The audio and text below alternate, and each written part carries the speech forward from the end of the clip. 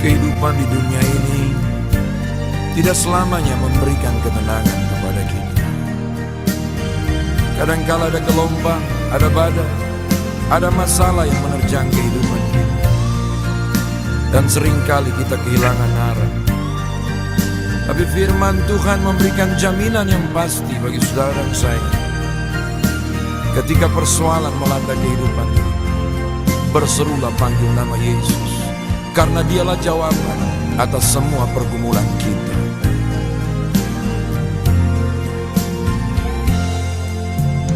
Bila kau rasa gelisah di hatimu, bila kelam kabut tak menentu hidupmu, ingat masih ada seorang penolong bagimu.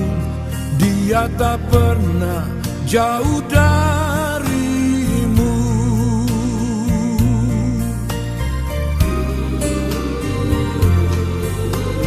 Bila kau rasa gelisah di hatimu, bila kelam kabut tak menentu hidupmu, ingat masih ada seorang penolong bagimu. Dia tak pernah jauh darimu.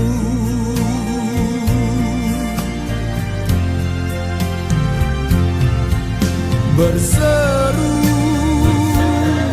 dan memanggil namanya, berdoa Dia akan segera menghampiri dirimu. Percaya Dia tak jauh darimu. Dia hanya sejauh doa.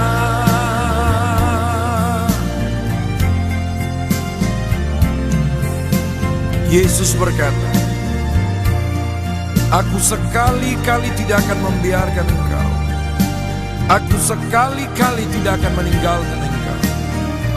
Bapa yang kita sembah di dalam nama Yesus adalah Bapa yang setia. Dia berjanji dan Dia tidak pernah mengingkari janjinya kepada anak-anaknya. Ketika persoalan semakin rumit dalam kehidupan kita, berseru panggil namanya, karena Dia mendengar setiap doa kita dan memberikan jawaban tepat pada waktunya.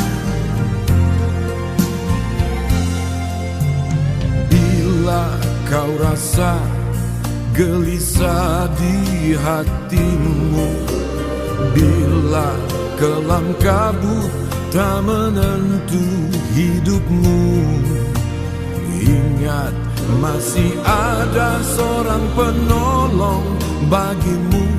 Dia tak pernah jauh darimu.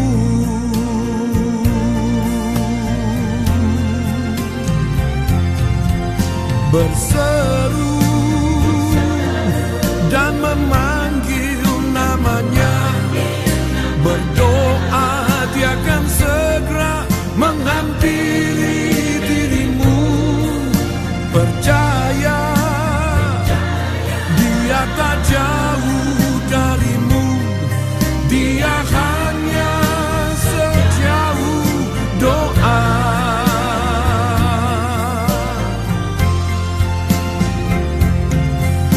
Berseru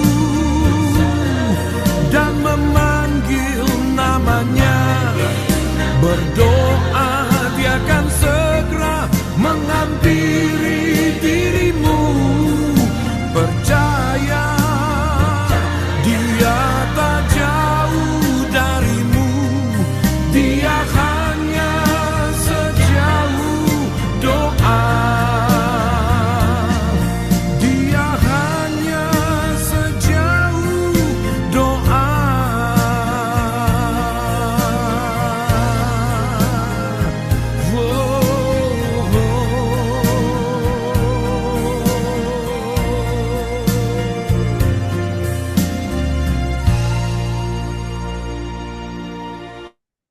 Amin. Lagu ini membawa saya 40 tahun yang lalu, masih SMA. Gila lagu ini, it's so powerful. Dia hanya sejauh doa. Bapak Ibu Saudara, dia hanya sejauh doa. Presiden kita Prabowo, tergantung Anda berada di mana. Kalau saya di Tangerang, Serpong, dia hanya sejarak 40 kilometer saja kalau dia di Jakarta. Tapi Anda yang di Doha, yang di Amerika, yang di belahan dunia mana, ya jauh sekali, berjam-jam, berhari-hari. Tapi Yesus sejauh doa. Isn't it good? It's speechless, saya nggak bisa ngomong. Kalau masih begini, udah dengar begini, Anda males berdoa. Kita malu sama tetangga kita yang Islam. 5 kali sehari mereka berdoa. Kita kalau ada dibilang kena kanker, bangkrut, nggak dapat jodoh, nggak punya anak, ngambek sama Tuhan. Nganggap Tuhan jauh banget. Betapa bodohnya kita.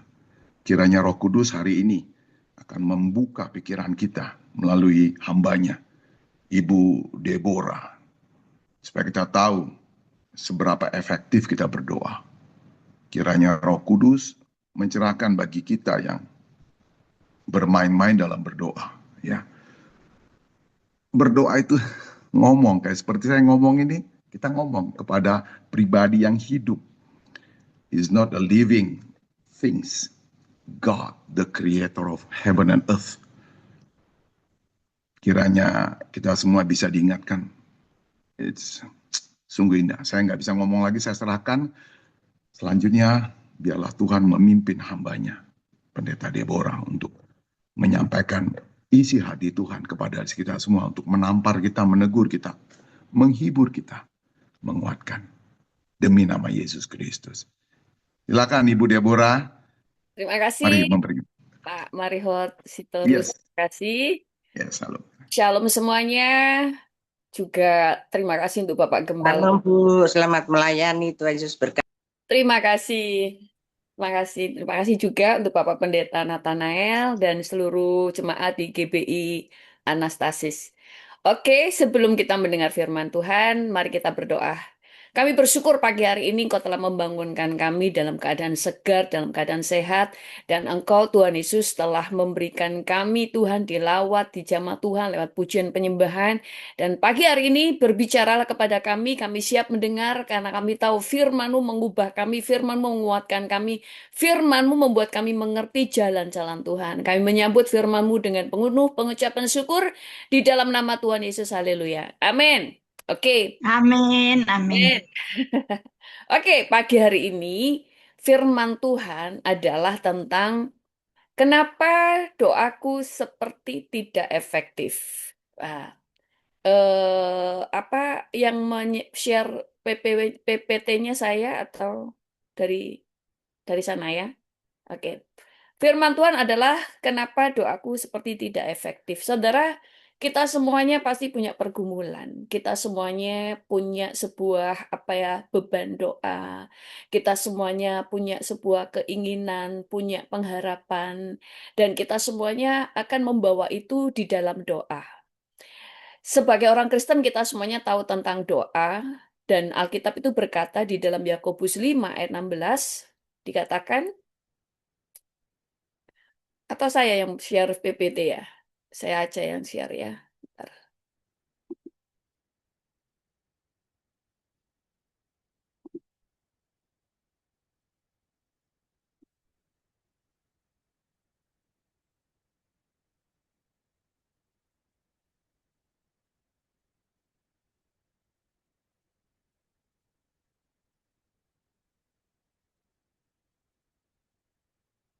Doaku,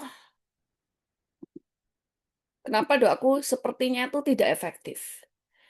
Kalau di dalam firman Tuhan, di dalam Yakobus 5 ayat 16b, dikatakan, doa orang benar bila dengan yakin didoakan sangat besar kuasanya. Pasti semuanya sudah ngerti ya tentang ayat ini. Nah, saudara harus tahu ya, di dalam kita berdoa, kan sudah ada janji Tuhan menjamin bahwa doa orang benar itu besar kuasanya. Intinya itu adalah doanya orang benar. Dan kita ini adalah orang-orang percaya sehingga kita itu dibenarkan oleh darah Yesus. Kita dibenarkan oleh Tuhan karena pengorbanan Tuhan.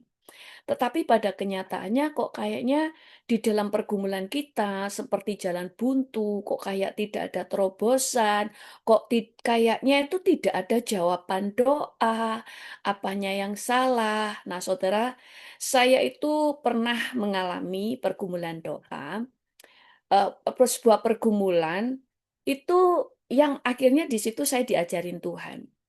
Selama ini kalau kita bergumul kan kita berdoa, kita tahu peperangan kita bukan melawan darah dan daging, tetapi peperangan kita melawan penguasa-penguasa roh jahat di udara dan sebagainya. Kita itu sudah tahu tentang hal ini. Tetapi ada hal yang kita itu tidak membayangkan terlalu dalam.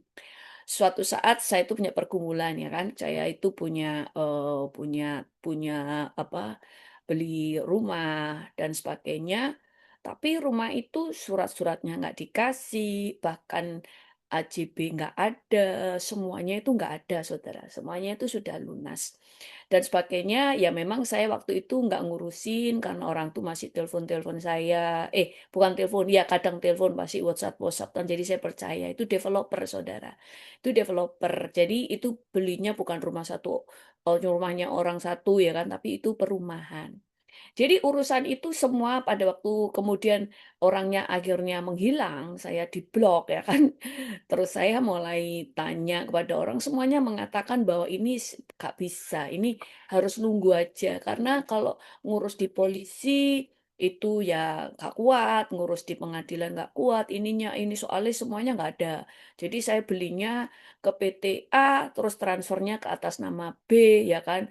Terus ininya atas nama C. Jadi itu semuanya orangnya berarti sudah dari awal tahu caranya menipu karena waktu itu saya masih di Amerika ya kan. Jadi semuanya itu nggak utuh, nggak ke satu nama. Jadi ternyata PT-nya itu juga ternyata PT-nya itu abal-abal dan sebagainya. Memang ada perumahannya, tapi semuanya ternyata nggak ada surat dan sebagainya. Rumahnya tapi jadi, rumahnya dikasihkan dan sebagainya. Ceritanya itu demikian, terus saya mulai berdoa. Semua orang mengatakan itu jalan buntu, saya berdoa. Sampai suatu saat Tuhan itu ngasih hikmat itu begini. Di Indonesia itu kuasa, gak cuma tentang kuasa gelap, tetapi banyak orang itu memakai perdukunan. Nah, di situ saya tadinya ya nggak membayangkan ke sana. Saya cuma membayangkan ya ini pekerjaan roh jahat. Kalau kita biasanya kalau berdoa kan kita tengking semua ke roh-roh jahat yang menghalangi dan sebagainya. Tetapi kemudian Tuhan mengajar tuh hal itu spesifik dan Tuhan itu kasih tahu bahwa orang ini memakai perdukunan. Nah, perdukunannya itu gimana? Perdukunannya itu membuat apa ya, membutakan, kemudian membutakan itu misalnya membuat itu jalan buntu, mempengaruhi keputusan hakim, mempengaruhi jaksa, mempengaruhi pengacara, mempengaruhi polisi, terus membutakan saya, membuat semuanya gelap, kita sampai nggak tahu jalannya kemana, dan sebagainya. Itu benar-benar di luar apa yang saya pikirkan. Saya cuma taunya saya berdoa merebut di alam roh ya kan, merebut apa yang menjadi hak saya. Saya menengking setiap penghalang-penghalang dan sebagainya. Terus Tuhan itu kasih itu spesifik perdukunan. Sehingga kemudian akhirnya peperangannya berbeda dengan biasanya, tetapi saya mulai berdoanya tentang menengking setiap perdukunan yang dilakukan oleh si A ya kan dan keluarganya si B itu mereka itu ternyata mereka itu sebuah jaringan dan sebagainya. Nah, saya mulai melihat di situ seringkali kita itu merasa kok doa kita itu tidak efektif. Nah, terus Tuhan tuh mulai singkapkan tentang di Indonesia itu apa ya permainan perdukunan itu masih sangat kental. Bahkan pemerintah, kenapa sih kok orang-orang ini, banyak orang-orang itu sudah jelas-jelas misalnya nih jahat, sudah jelas-jelas mereka ini koruptor, sudah jelas-jelas mereka melakukan ini, kok kayak kuat banget gitu ya kan. Saudara itu nggak cuma soal modal pakai uang, pakai suap, enggak. Tetapi banyak yang memakai kuasa gelap, yang memang nggak cuma dunia ini memang dikasih kuasa jahat, ya kan? Tetapi kalau sudah main sihir, main perdukunan, main jimat, main apa ya, kuasa-kuasa menggerakkan kuasa-kuasa itu berbeda lagi ceritanya. Itu lebih spesifik karena dia sudah menggerakkan, mengikat sesuatu yang membuat, apa ya, makanya Kak, di Indonesia itu agak, apa ya, kok dari dulu tuh berakarnya kejahatan itu kok kayaknya apa ya, susah sekali dan sebagainya. Karena sekarang itu kita mulai melihat nggak cuma roh jahat bekerja, tetapi kalau sudah main perdukunan, main ini, itu benar-benar sedang menggerakkan. Nah, waktu itu terus Tuhan mulai ajar tentang perdukunan itu memang mereka misalnya di dalam melamar kerja. Kita seringkali berdoa supaya kita mendapat pekerjaan. Kita misalnya melamar di suatu perusahaan. Persaingan kita itu nggak cuma melawan orang-orang pinter, ribuan orang. Kita punya Tuhan, tetapi Tuhan sudah mengajar kita tentang peperangan rohani dan sebagainya. Dan Tuhan mulai menggambarkan banyak orang-orang yang mengelamar itu juga pakai perdukunan. Saya dulu pernah kenal dengan seorang tentara ya TNI. Ternyata orang-orang ini yang takut perang, yang takut mati, itu kebanyakan loh saudara itu di TNI, nggak semua ya, beberapa oknum, tapi itu banyak. Itu mereka pakai jimat, pakai kuasa gelap, karena mereka nggak mau mati dan sebagainya. Dan itu mengakibatkan makanya mereka itu menjadi keras, pengennya menganiaya, pengennya marah dan sebagainya. Padahal tadinya itu hanya supaya supaya dia kebal dan sebagainya. Nah, kemudian di dalam pekerjaan, Tuhan tuh mulai singkapkan, di dalam pekerjaan, orang-orang itu bisa memakai kuasa gelap untuk mempengaruhi, mempengaruhi apa namanya, tempat itu bekerja, mempengaruhi yang menerima pekerjaan, mempengaruhi bosnya, mempengaruhi suasana, membuat orang itu menjadi putus asa dan sebagainya. Jadi kalau kita tahu ya, jadi gini, ada kuasa gelap, iya. Tetapi kalau sudah main perdukunan, itu berbeda levelnya. Artinya, kuasa gelap ini benar-benar digerakkan. Ada yang menggerakkan, ada yang apa ya, mengutus kayak seperti itu. Misalnya, saya main-main perdukunan dan dukunnya itu mulai menggerakkan roh-roh jahat itu dan sebagainya. Sehingga terus Tuhan itu memberikan spesifik. Seringkali anak-anak Tuhan itu cuma gencar berdoa, terus nggak ngerti tentang peperangan rohani, karena ternyata ada banyak hal yang demikian. Saya itu benar-benar setelah Tuhan kasih tahu itu ya tentang hal-hal ini, akhirnya peperangan saya bukan cuma tentang merebut apa yang menjadi milik saya, jamah hakim, jamah ini enggak. Saya doa itu juga, tetapi lebih daripada itu saya mulai spesifik. Setiap kuasa-kuasa yang dikirimkan perdukunan, setiap roh yang mempengaruhi, membutakan hakim, membutakan jaksa, kepolisian. Jadi roh-roh jahat atau perdukunan mungkin nggak bisa serang kita. Karena memang mereka tujuannya nggak serang kita. Mereka tahu kita anak Tuhan. Roh jahat tidak bisa. Tetapi bisa menggelapkan semua yang terlibat di dalamnya. Setelah mulai diperangi, itu satu persatu itu lolos, saudara. Maksudnya satu persatu itu eh, menerima terobosan demi terobosan.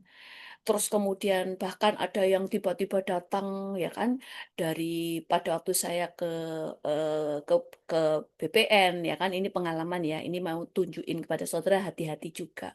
Waktu ke BPN, waktu setelah dari ke BPN memberikan laporan, saya ngomong saya nggak ada surat ini, saya cuma mau ngecek tanah saya. 3 hari kemudian malah ada yang datang ya kan. Nah, kadang kita tidak tahu mafia-mafia di belakang malah mengaku itu rumahnya dia. Nah, saudara, secara hukum, secara ini saya tuh nggak punya kekuatan apa-apa, nggak punya apa-apa. Nah, setelah Tuhan kasih tentang cara doa, bahwa di Indonesia masih banyak orang itu melibatkan perdukunan ternyata saudara. Nah, waktu Tuhan kasih itu, Tuhan ajar mulai peperangan satu persatu, semuanya mulai lolos, saudara, mulai gol, mulai dilepasin, dan akhirnya satu persatu mulai menang, mulai menang, mulai menang. Nah, saudara, saya mulai di situ, Tuhan itu mulai kasih tahu, misalnya di pengadilan, banyak orang itu musuh itu bisa memakai kuasa gelap, bahkan bahkan hakim pun bisa memakai kuasa gelap supaya dia tidak bisa diutik-utik dan sebagainya. Kemudian membuat jalan kita gelap, roh keperdukunan itu supaya menguasai apa yang kita, misalnya rumah kita, yang sedang sengketa, padahal itu punya kita, kuasa gelap supaya itu nggak bisa diambil, ya kan? Makanya pada waktu itu ada seorang pendoa datang, kok suasananya itu bersih, bagus, saudara. Tapi kemudian dia ngerasa ada peperangan rohani, dan sebagainya. Nah, kemudian roh-roh jahat itu untuk eh, bisa memutar balik orang yang benar jadi salah, yang salah menjadi benar. Jadi bukan hanya soal suap, bukan hanya soal kepintaran seseorang berbicara antara jaksa, antara hakim, antara pengacara dan sebagainya, tetapi lebih dari itu. Nah, kita menjelaskan di sini itu kita mulai lihat. Mulai Tuhan itu ajarin. Misalnya saudara punya pergumulan-pergumulan, bukan tentang pergumulan pribadi, tentang keuangan dan sebagainya, tetapi di dalam misalnya bisnis, di dalam apa ya, di dalam punya punya usaha, cari pekerjaan dan sebagainya. Saudara tahu, saudara itu tidak sendirian. Saudara itu tidak sedang berjuang sendirian. Ada orang-orang lain yang bersaing dengan saudara. Mereka bisa memakai kuasa gelap, mereka mau bisa memakai kuasa apapun. Memang kita tidak takut karena firman Tuhan berkata bahwa kutuk tanpa alasan itu tidak akan kena kepada kita. Senjata yang diasah untuk menyerang Yakub tidak bisa kena kepada kita kalau kita benar, kita ada di dalam Yesus. Tapi kuasa gelap itu mereka pakai untuk menutup jalan dengan cara menguasai orang-orang itu, orang-orang yang akan kita hadapi. Nah, makanya kadang-kadang kita melihat, kok berat ya, kok kayak nggak ada terobosan ya, kok kayak ini. Nah, makanya Alkitab berkata, perlu doa puasa karena ada kuasa-kuasa yang kamu tidak bisa lawan kecuali dengan doa puasa. Doa puasa juga membuat kamu itu akhirnya Tuhan kasih kepekaan, ya kan? Tuhan itu akan memimpin. Atau bahkan firman Tuhan itu juga berkata bahwa roh yang ada di dalam dirimu atau roh di dalam dirimu itu lebih besar dari apa yang ada di dunia. Dan Alkitab berkata, Roh Kudus itu akan membantu kamu untuk berdoa. Untuk hal-hal yang tidak terucapkan. Makanya doa itu akan Tuhan taruh di lidahmu. Bahkan bahasa roh Tuhan taruh di lidahmu untuk memimpin kamu. Hal-hal yang kamu tidak tahu untuk harus didoakan. Nah, setelah itulah saya mulai melihat Tuhan ajarin tentang, loh, nah, itu peperanganmu tuh nggak cuma peperangan melawan roh jahat, kegelapan di dunia. Tetapi roh perdukunan, kalau sudah perdukunan itu sesuatu yang digerakkan yang memang spesifik untuk menggagalkan kamu. Dengan apa? Yaitu tadi, kalau saya ke pengadilan yang dikuasai para hakim, ini, supaya mereka nggak bisa disentuh. Dan sebagainya dalam melamar pekerjaan, dalam usaha, banyak pengusaha yang lain. Mereka mungkin bersaing dengan kamu. Engkau Engkau mungkin kamu nggak bisa didukunin, tetapi kuasa perdukunan bisa menguasai para pembeli, menguasai yang lain, menguasai apa namanya itu yang Tuhan gambarin kepada saya, menguasai para preman, menguasai ini untuk ganggu kita, karena roh jahat gak bisa serang kita. Makanya iblis memakai manusia. Karena manusia nggak bisa ditengking. Nah, itu sebabnya peperangan kita lebih spesifik mematahkan setiap kuasa gelap yang dikirim oleh kuasa jahat, oleh perdukunan.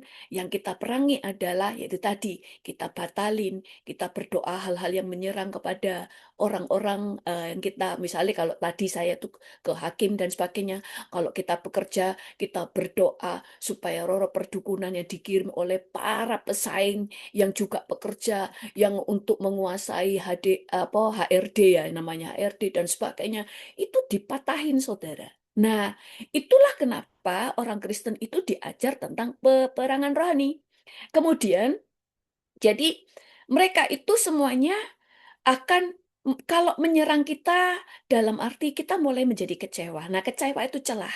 Akhirnya membuat kita, roh-roh jahat itu untuk menekan kita, membuat kita menjadi kecewa, membuat kita bingung, membuat kita gak usah tak tuntut lah. Saya dulu gitu, gak usah tak tuntut lah. Semuanya bilang itu kayak susah. Saya ini benar-benar nggak punya apa-apa. Sampai pernah saudara ngomong pengacara-pengacara itu minta fee itu sukses fee 50% loh. 50% gimana?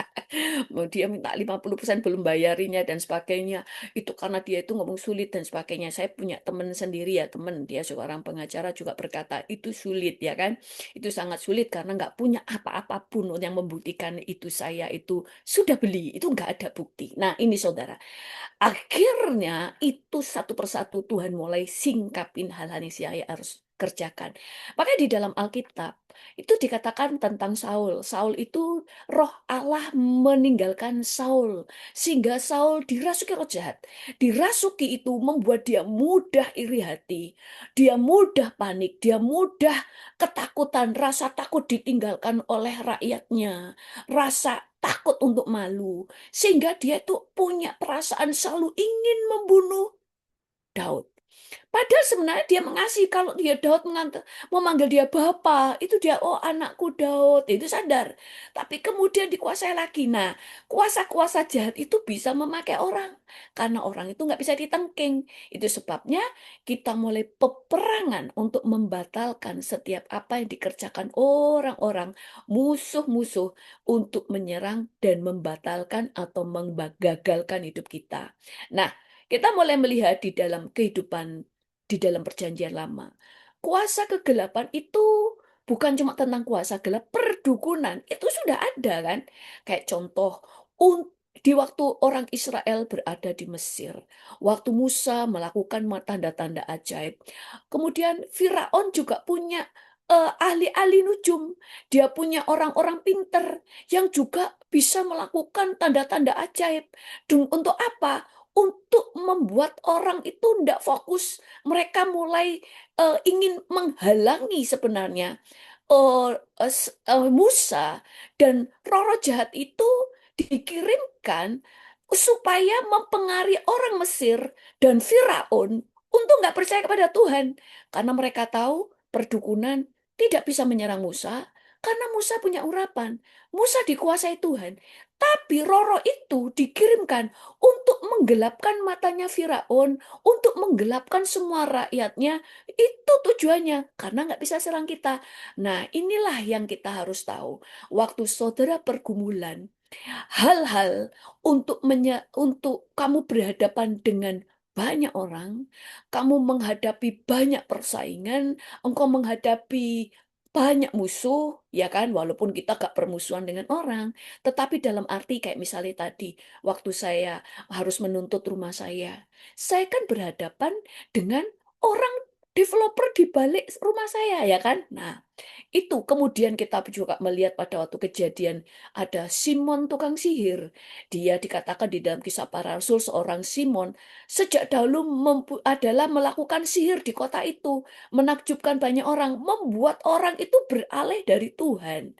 Benar-benar ada kuasa sihir, ada kuasa perdukunan. Nggak cuma orang-orang jahat itu tinggal di sana.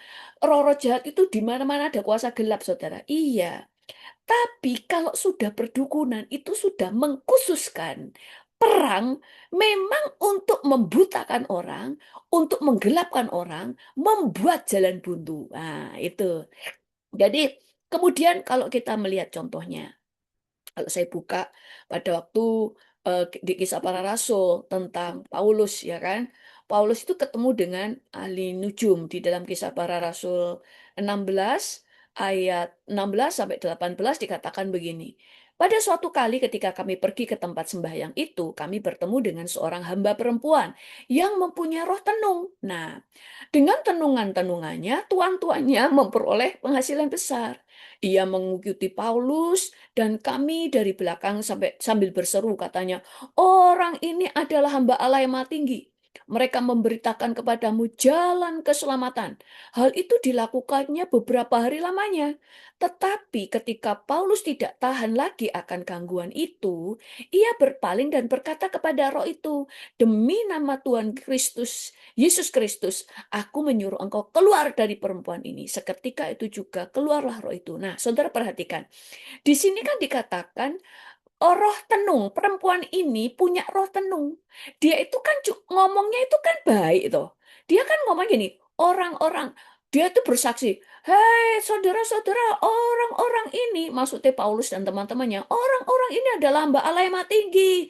Mereka memberitakan kepadamu jalan keselamatan. Loh, bagus kan? Dia berkata, dia memberitakan jalan keselamatan. Nah, tapi ini roh tenung, kayaknya bagus. Tapi sebenarnya dia teriak-teriak seakan-akan ngomongnya benar. Tapi itu mengganggu, membuat tujuannya adalah berisik, membuat orang tidak bisa fokus dengan apa yang dikatakan Paulus, dan dia ngomong demikian supaya Paulus mulai lengah. Oh, senang ya orang ini benar mendukung saya. Padahal itu berisik, membuat orang tidak bisa mendengar Paulus, terganggu. Mereka semuanya dialihkan fokusnya, di damai sejahteranya hilang. Paulus ngomong terganggu. Kadang ada loh saudara, kita lagi khotbah. Baru ngomong, amin. Baru khotbah, amin. Loh, amin tuh nggak apa-apa. Tapi ada amin yang mengganggu. Belum ngomongnya, belum saya, amin. Yes. Tapi mengganggu, berisik.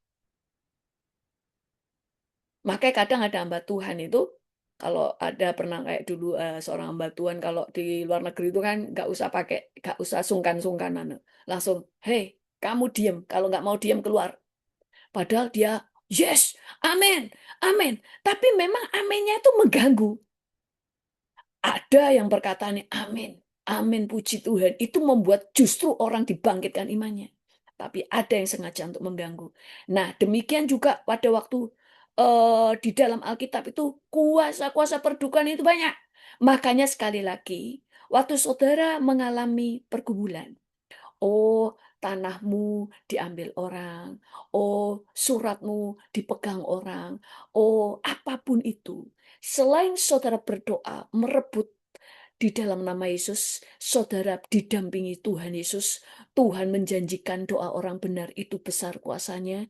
Tapi saudara tahu, Tuhan tuh kasih tahu saya itu di situ disingkapin bahwa mayoritas di Indonesia ngerti soal perdukunan. Sehingga mereka yang suka berbuat jahat, kebanyakan mereka pakai kuasa gelap. Bahkan pabrik dan sebagainya. Banyak, nggak semua ya, yang pakai kuasa gelap. Nah, kemudian di dalam Ulangan,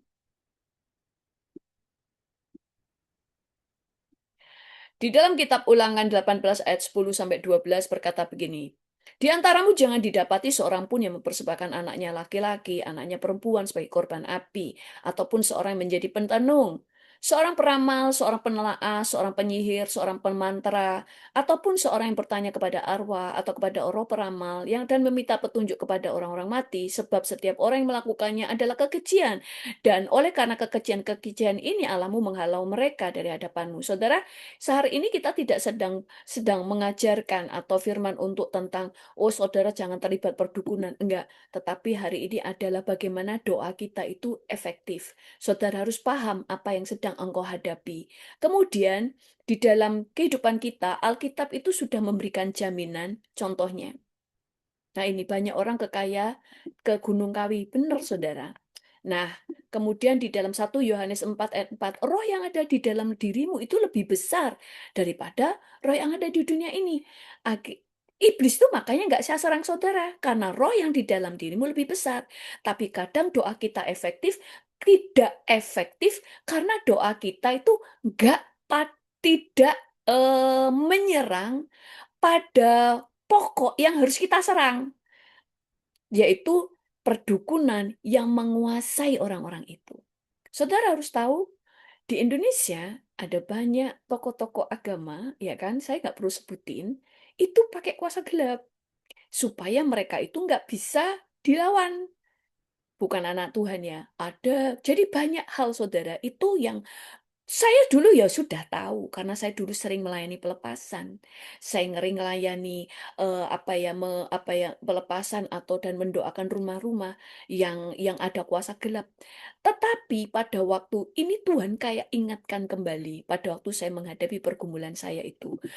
Lukas 10 ayat 19, sesungguhnya aku telah memberikan kuasa kepadamu untuk menginjak ular dan kalajengking dan kuasa untuk menahan kekuatan musuh sehingga tidak akan membahayakan kamu. Artinya gini, yang kamu hadapi itu nggak cuma roh-roh jahat yang berkeliaran atau yang gentayangan di atas langit, yang kegelapan, bukan cuma itu.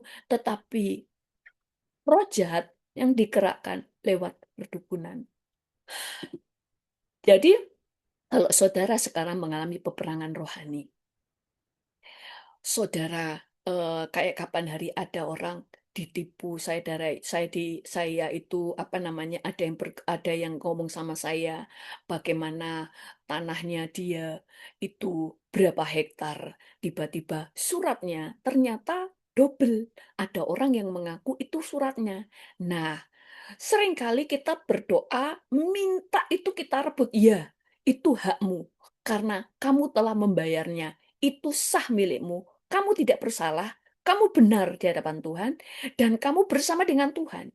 Tetapi ingat, ada kuasa-kuasa gelap yang musuh pakai untuk mengikat orang-orang di situ.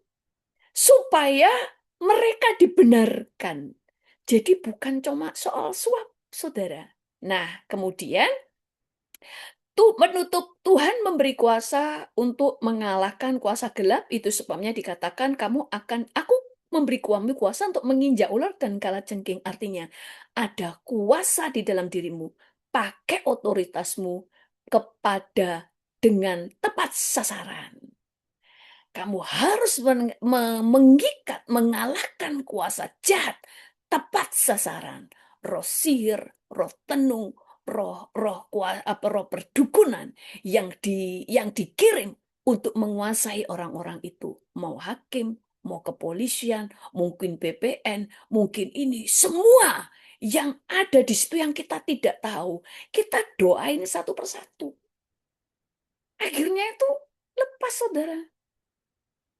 Saya nggak perlu vulgar di sini, siapa yang kemudian mau menduduki tanah saya ya kan ini nanti kalau bisa ditayangkan kan nggak baik. Jadi itu semua pakai kuasa gelap ternyata. Itu saya baru ngerti setelah Tuhan singkapin ini pakai kuasa gelap.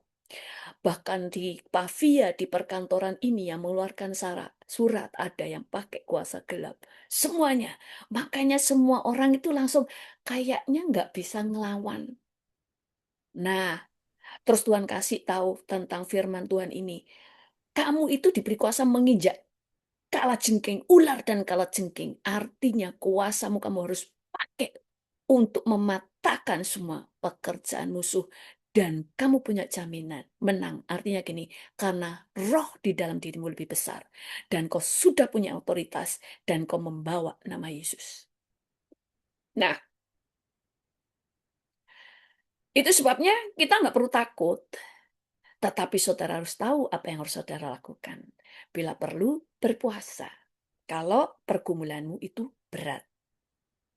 Orang bisa memakai kekuasaan gelap, sekali lagi memakai kuasa perdukunan, kuasa gelap adalah untuk menguasai objek tanah kita, menguasai rumah kita yang sedang disengketa, yang suratnya belum dikasih, atau kita lagi berhadapan dengan hukum karena ada orang yang menuntut kita padahal kita benar, yang salah jadi benar, yang benar jadi salah. Itu kadang memakai kuasa gelap itu. Sampai Tuhan kasih tahu tentang peperangan di Indonesia. Kenapa Indonesia sekarang sudah hampir di ambang-ambang kebangkrutan. Karena semua pakai kuasa gelap. Nah, jadi di dalam sekali lagi untuk terakhir, bahwa fokus hidup, waktu kita berdoa, sekali lagi nggak cuma tentang melawan roh-roh jahat di udara karena kita merasa saya perang, roh-roh jahat itu menghalangi saya. Bukan menghalangi kamunya saja, tetapi yang menawan orang-orang itu yang merawan orang-orang yang akan melawan kita, orang yang ingin menghancurkan kita. Bukan kita mau menghancurkan mereka, tetapi seringkali mereka memakai kuasa-kuasa itu. Seringkali itu tidak terpikirkan, dan ada banyak saudara orang-orang yang mengalami kelepasan sejak kemudian mulai di Tuhan singkapkan roh apa yang dikirim untuk menguasai ini. Kapan hari ada juga yang perusahaannya itu selalu kayaknya bangkrut. Ini kalau di Indonesia, nggak tahu di luar negeri ya. Di Indonesia kenapa setelah didoain, ternyata musuh itu nggak cuma menyebarkan hoax, tetapi juga kuasa perdukunan untuk menyerang perusahaan sampai didoain, dipatahin. Akhirnya terjadi terobosan. Nah, ini loh, makanya Alkitab mengatakan di dunia ada roh tenung, ada roh sihir, dan sebagainya. Jadi, engkau juga peperangannya melawan roh-roh sihir itu, melawan roh perdukunan itu yang diserang pada waktu kamu mengalami pergumulan. Karena sekali lagi, karena iblis itu tahu, nyerang kamu nggak bisa. Tetapi iblis itu nyerangnya kepada orang-orang yang akan melawan kita, menghalangi kita pada waktu kita punya proses hukum dan sebagainya. Kan banyak kejadian ya, orang benar jadi salah. Kamu sudah beli tanah, tiba-tiba direbut orang. Kamu sudah ini, direbut orang. Itu suratnya ganda. Kenapa sih kok sulit? Oh, kita langsung mikir karena saya kalah duit, kalah kalah untuk nyuapnya kalah dan sebagainya. Enggak, saudara. Tetapi ada kuasa di dalamnya yang harus dipatahkan. Tetapi yang kita tahu, kita bersama Yesus dijamin. Tuhan memberikan jaminan asal engkau berdiri atas kebenaran, maka Tuhan memberikan kemenangan. Amin. Saya kira itu aja sebelum saya serahkan kepada Bapak Sitorus. Kembali kita berdoa. Tuhan, kami bersyukur untuk penyingkapan-penyingkapan yang kau berikan kepada kami. Kami bersyukur punya Allah yang menguasai langit dan bumi, yang telah menjadi perisai bagi kami. Bahkan firman berkata, kami memakai nama Yesus, nama di atas segala nama, sehingga segala sesuatu berlutut atas namamu. Dan kau telah memberikan kami kuasa untuk menginjak ular dan kalajengking, sehingga tidak ada yang dapat menggagalkan rancangan Tuhan di dalam kehidupan kami. Dan saat ini Tuhan, biarlah kami dapat memakai setiap otoritas, setiap senjata yang kau sudah sediakan bagi kami untuk kami menang dalam peperangan. Berikan kami semuanya hikmat, berikan kami buka kepekaan kami sehingga kami tahu apa yang kami harus lakukan.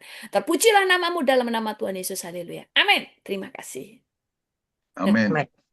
Terima kasih Bu Deborah. Oke, Bu Amin. Deborah. Kita ada tanya jawab, hanya mungkin sampai 6.15 ya. Maaf nih, Ibu Deborah ada di NKRI Harga Mati atau di luar negeri nih? Saya sekarang sudah di NKRI. Oke. Jadi jangan lupa kibarkan bendera Indonesia. Amin. Oke, Bu Amin. Deborah. Pertanyaan kedua nih sebelum ada pertanyaan. Yang lain kalau ada pertanyaan, nanti kita minta. Tapi pertanyaannya ingat ya, ini pertanyaan bukan kesaksian. Saya selalu gitu Bu Deborah. Sometimes mereka bertanya, jadi pertanyaan benar-benar sebenarnya pertanyaan ada 3 jenis ya Bu Deborah. Hati-hati kita, ada pertanyaan menjebak, dia tahu, ada pertanyaan yang benar-benar jujur, ada pertanyaan yang ya begitu. Jadi saya minta pertanyaan jujur, ya setiap pertanyaan jujur akan mendapat jawaban yang jujur. Jadi nanti di chatting tuh ada yang minta doa. Jadi ada satu pertanyaan. Tapi sebelum itu Bu Deborah, by the way, sudah berkeluarga, berapa anak? Saya sudah menikah tapi nggak ada anak, Pak. Belum ada anak. Bukan nggak ada, belum. Biar kita fokus juga berbeda. Karena dulu kita memang nggak mau gitu loh. Oke. Oke, baik. Jadi anak-anak ibu, anak-anak rohani semua ya. Yes. Puji Tuhan. Oke, itulah. Nah, Bapak Ibu sekalian, itu Bu ada satu pertanyaan yang saya pikir agak panjang juga. Bisa Ibu lihat. Saya baca Bu ya. Mohon izin nih. Salam Ibu, apakah seorang itu menuduh kita berdukun dan pada saat kita melihat dan menatap ia, malah dia ngata-ngatain kita di depan khalayak ramai. Kita itu berdukun. Padahal sama sekali kita tidak berdukun. Kita fanatik penyembah Tuhan Yesus. Bahkan si penuduh itu bersekongkol dengan saudara-saudaranya yang lain untuk merebut tanah peninggalan orang tua kita. Dan yang sebenarnya saya tahu bahwa mereka inilah yang suka ke dukun. Nah, bagaimana caranya peperangan rohani Ibu dengan orang-orang ini? Apakah dengan harus berpuasa? Mohon Bu. Demikian. Oh ya, kadang-kadang itu memang kalau puasa itu membuat kita lebih efektif ya, karena Alkitab sudah berkata jenis-jenis roh-roh ini kita tidak bisa perangi kecuali dengan doa dan puasa.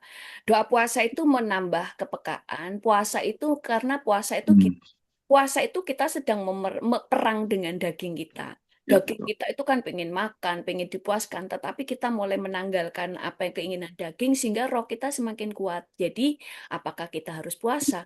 Kalau saudara mau berpuasa, ya itu lebih bagus, lebih efektif kalau itu adalah perang melawan perdukunan dan sebagainya. Jadi kalau tadi dikatakan saudara dituduh berdukun dan sebagainya, nggak usah pusing, ya kan? Nggak usah pusing. Hmm. Yang penting itu kita itu yang di hadapan Tuhan kan kita bener, nggak usah emosi, nggak usah marah. Nah, karena kadang orang memakai kuasa perdukunan itu kan memang kepengennya saudara marah, kepengennya saudara sakit hati, kepengennya Betul. saudara itu emosi, karena itu menjadi celah.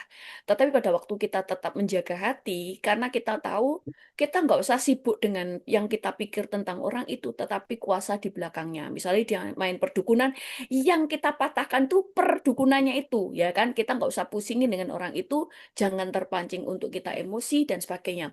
Damai sejahtera itu harus ada. Kayak waktu saya merangi itu, saya damai sejahtera, saya senang. Kan Alkitab berkata, waktu kamu berdoa, percayalah kamu sudah menerimanya. Jadi saya percaya saya menerima, saya percaya saya punya, saya percaya saya pasti menang. Jadi saya perangnya nggak usah pusing tentang, saya udah mulai nggak mikirin dulu kan, duh Tuhan jamah dia Tuhan, orang itu Tuhan untuk melepaskan hak saya, jamah hatinya. Akhirnya saya sudah nggak usah tentang penjamah, tapi saya perangi roh-rohnya. Nah, baru kemudian Tuhan, engkau yang membuat dia orang ini bertobat pada akhirnya. Tapi yang saya fokus itu di roh-roh yang dia kirim itu. Oke, Oke.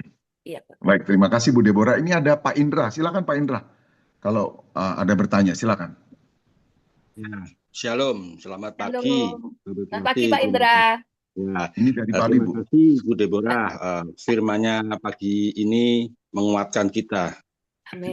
Temanya bagaimana membahas doa yang tidak efektif. Ya, Nah, pertanyaan saya itu begini, Bu Deborah. Kebanyakan sekarang ini baik orang percaya atau tidak itu mereka di dalam sebuah keputusan, mengambil keputusan, ia tidak pernah melibatkan Tuhan. Tetapi dia berdoa, minta supaya hasil keputusannya itu diberkati. Nah, ini contohnya ada seorang hamba Tuhan. Dulu dia pernah kredit mobil, lalu ditarik. Nah, sekarang ini dia mengajukan lagi kredit motor.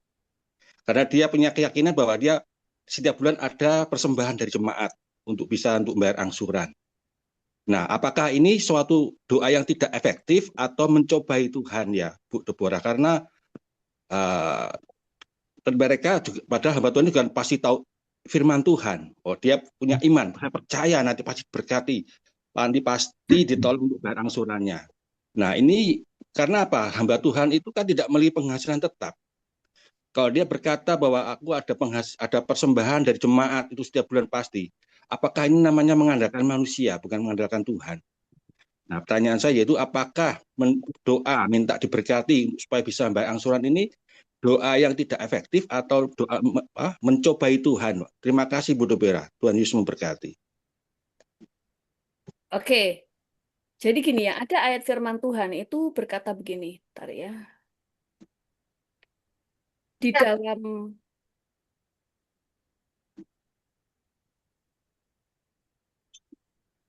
saya Karena lupa kebanyakan ayatnya di orang, mana. Kenapa? ya kebanyakan sekarang ini kan orang ambil keputusan dulu, nanti doa minta diberkati keputusannya. Oke.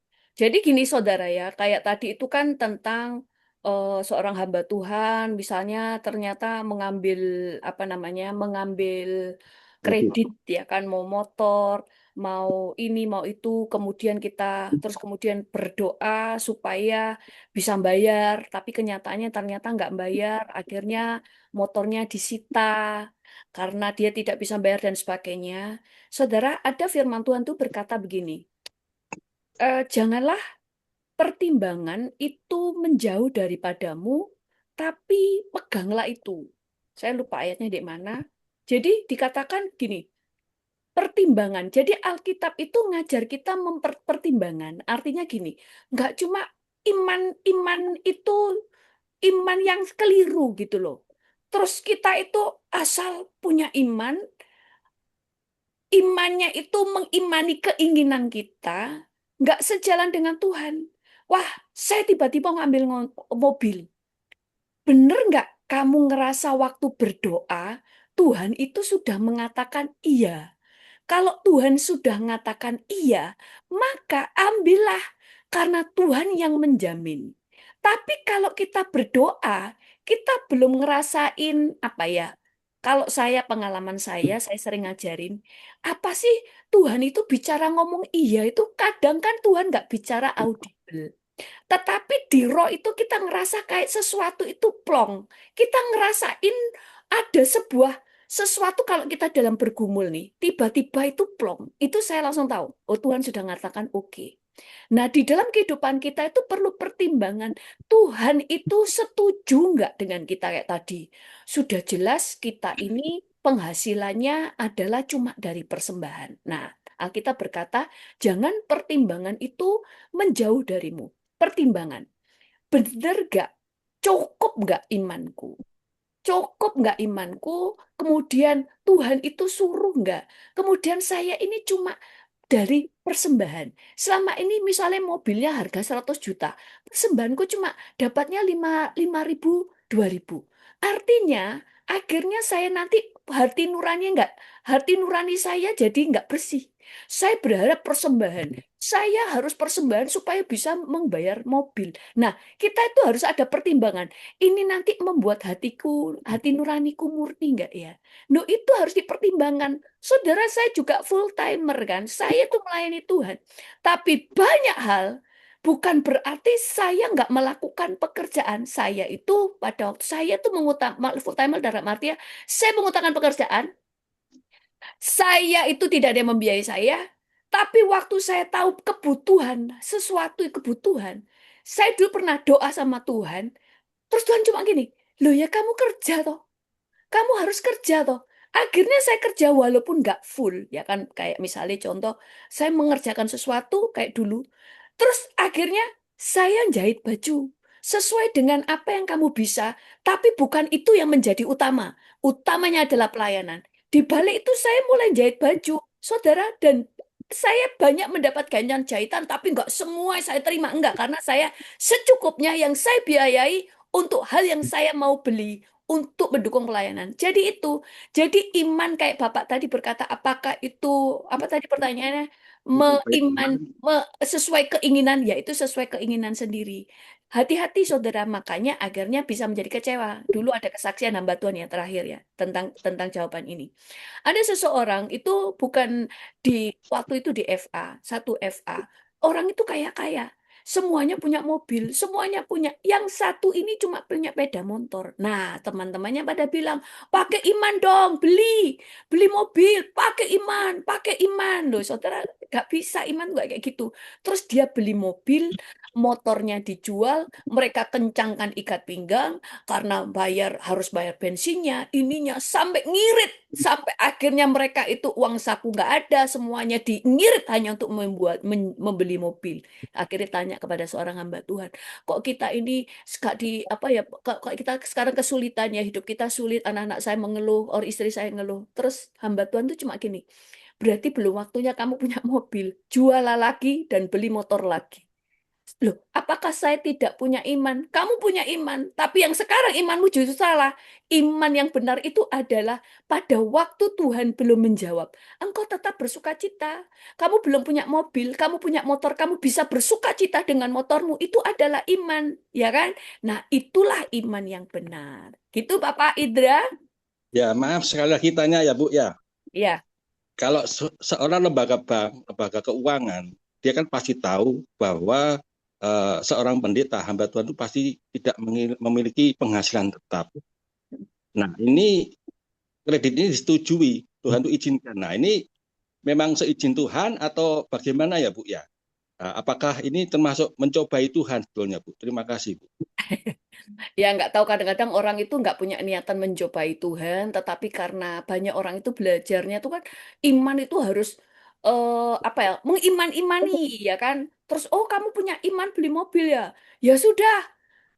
Ya namanya kredit keuangan, Ya, atau bagian ya, keuangan, atau kredit betul, keuangan. Nah, semua betul, orang kan betul. misalnya saya dagang mobil, ada orang saya ingin ya sudah pakai iman aja, beliin aja ya supaya saya laku toh mobil saya. Semua orang kan punya kepentingan ya kan. Semua orang kalau yang nggak dewasa rohani, semua imannya adalah kepentingan diri sendiri. Betul. Jadi apakah kita mencobai Tuhan? Kadang kita nggak niat mencobai Tuhan, tapi karena iman yang salah, akhirnya mencobai Tuhan dan mencobai diri sendiri. Karena akhirnya kita jatuh menjadi kecewa loh.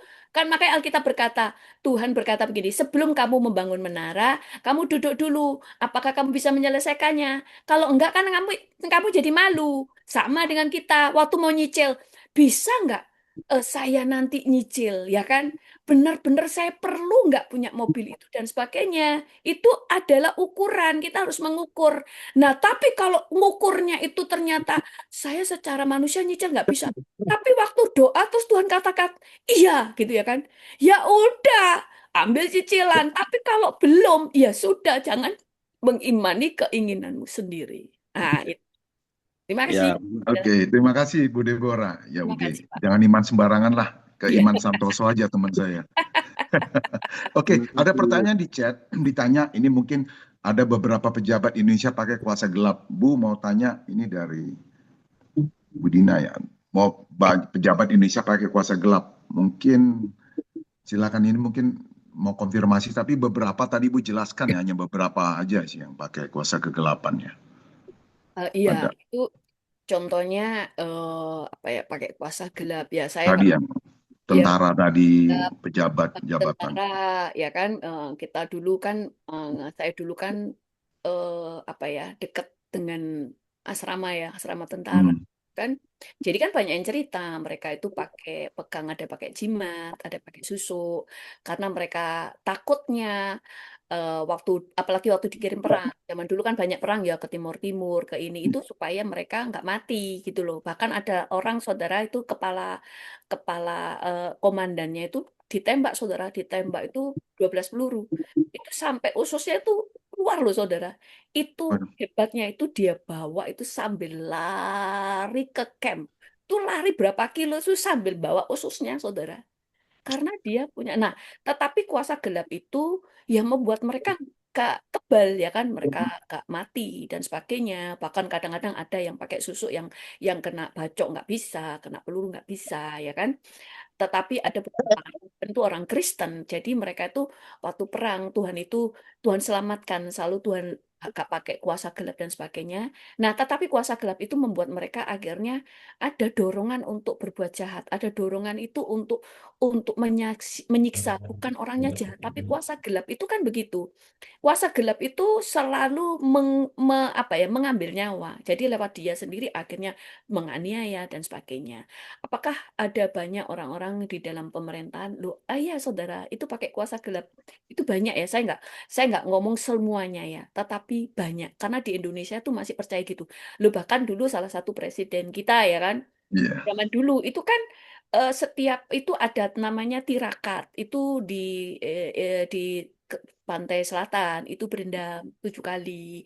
Kemudian ada sesajen. Bahkan para pendoa syafaat di Indonesia itu yang pernah ke istana dulu ya, nggak tahu sekarang ya. Kita kan berhati-hati itu di Istana Negara itu kan ada ruangan kosong yang memang itu dipakai untuk apa ya, untuk menyembahan kepada kuasa gelap yang ada di Indonesia. Karena di Indonesia itu masih mistik itu masih tinggi. Makanya kayak Nyi Roro Kidul mereka masih nyembah, mereka masih percaya. Nah, itu ya. Jadi bahkan ada pemimpin-pemimpin agama yang sudah bertobat, itu kan banyak kesaksian ya. Itu mereka punya berapa jin, berapa ini. Itu memang supaya mereka ini semua orang itu tunduk kepada dia. Makanya segala apa yang dia lakukan, misalnya mereka mau nipu dan sebagainya, orang itu gampang, itu kayak gampang sekali untuk dibodohi. Nah, itu ya, itu jadi kuasa gelap di Indonesia itu banyak, kejawen dan sebagainya. Kayak salah satu teman saya dulu orang Kristen nih, Hmm. ke sana untuk membuat minta didoakan. Nah, Iya. setelah didoakan, itu banyak kejadian yang kalau saya ceritakan sangat memalukan. Ada banyak kejadian itu di dalam hidupnya saudara ya. Itu nggak apa-apa ya kalau saya cerita ya. Itu sebenarnya ini memalukan ya. Tetapi ini perempuan saudara itu kayak kayak disetubui seseorang. Hmm. Dia sampai gini, saya itu dek mobil, dek ini lagi jalan, itu kayak seseorang, saya ngerasain orang. Tapi saya nggak lihat itu, saya marahin dia, ngapain kamu namanya orang Kristen, didoakan di sana. Kenapa kamu? Akhirnya pernikahannya berantakan, ini berantakan, wah semuanya berantakan. Akhirnya kita doain pelepasan. Itu kejadian itu pelepasan. Saya juga baru tahu tentang kejadian ada orang setelah di sana didoain Hmm. ini ternyata ini nah anak ini cerita iya karena teman saya beberapa teman saya kan pernah yang juga kepercayaan di sana itu juga kesaksian itu biasanya mereka pakai pakai kuasa-kuasa gelapnya punya berapa setiap orang itu semakin banyak jinnya semakin ditakuti semakin berwibawa semakin tidak tersentuh nah itu jadi di Indonesia masih banyak seperti itu kalau di negara lain mungkin ada tetapi nggak banyak yang banyak begini nih Asia saudara itu sangat banyak oke Oke, makasih Pak. terima kasih Bu. Wah, kalau begini nanti kita bukan tentang doa nih, tentang okultisme nih. Ya Iya. udah, kita tutup dulu ada pertanyaan tentang kuasa kegelapan, Bu. Ya, jadi kalau ada kuasa kegelapan nanti kalau Ibu Deborah masuk lagi dengan okultisme. Sekarang ini kita tentang doa. Ini ada pertanyaan. Waduh, dipuji nih, Bu. Puji Tuhan. Ibu yang bla bla bla tentang ruko. Ini surat-suratnya. Wah, Ibu jadi kayak notaris nih. Pertanyaannya, orang yang menjual itu pakai kuasa gelap kok saya manut. Tadi kan udah dijelaskan, bisa kemungkinan ya Bu ya. Ini mungkin tadi penjelasan Ibu udah jelas, jadi kita nggak bahas ini ya.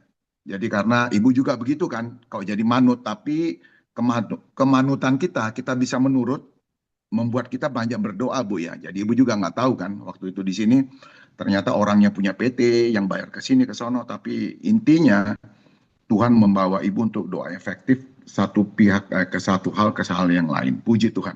Kalau ada pertanyaan lain yang angkat tangan, silakan. Itu Bu ada yang minta doa ya. Kita akan mendoakan ada satu ibu Elis ya. Tadi ada satu. Ada Inang Borunenggolan itu Pak. Oh ya, dia minta Pak doakan Urus. ya. Inang Borunenggolan ada yang mungkin mau ditanyakan. Oh ya, silakan, silakan. Nah, belum langsung. Maaf saya kelewatan kebaca. Silakan.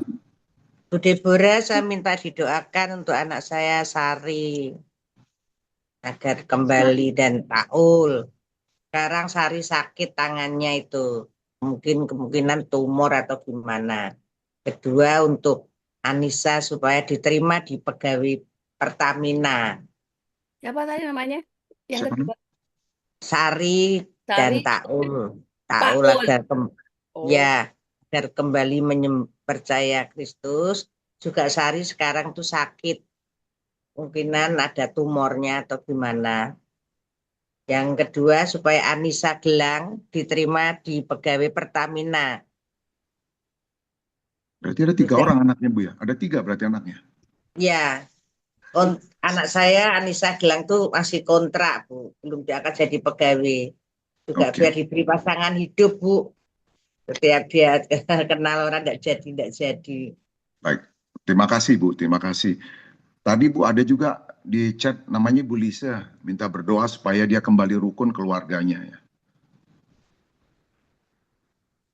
Baik, ada lagi. Iya, saya juga nih Pak, minta doa Ibu Deborah. Saya ini juga sama rumah tangga diproses sama mertua sama suami. Ini kan barusan ada terobosan seperti tadi ya saya puasa Ester ya karena rumah tangga saya ini kan nggak bisa dengan topangan doa. Jadi saya memang setiap seminggu sekali mengadakan puasa Ester dan memang ada terobosan. Kita lagi mau mandiri ya, bekerja di luar. Selama ini kan saya kerja di mertua ya, mendapatkan perlakuan yang ditekan dari berbagai hal dan rumah tangga dicampurin sama mertua gitu. Dan suami saya memang lebih sudah terbiasa pola hidupnya itu nurut sama maminya. Kebetulan kemarin saya ngambil keputusan saya akan keluar dari sini dan suami ngikut gitu ya. Puji Tuhan suami ikut saya. Tapi ini masalahnya mertua sih kemarin sudah ada rekonsiliasi dari Pak Gembala dari gereja kami, semuanya tampak baik-baik ya. Tapi ini minta lagi persyaratan sebelum saya sama suami meninggalkan salon.